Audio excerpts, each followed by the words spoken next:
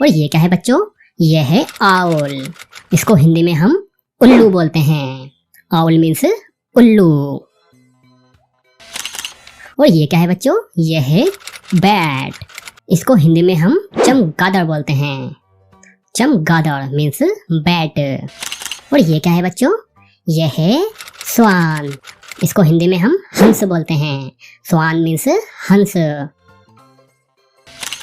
और ये क्या है बच्चों? ये है फ्लेमिंगो। इसको हिंदी में हम राजहंस बोलते हैं। फ्लेमिंगो मीन्स राजहंस।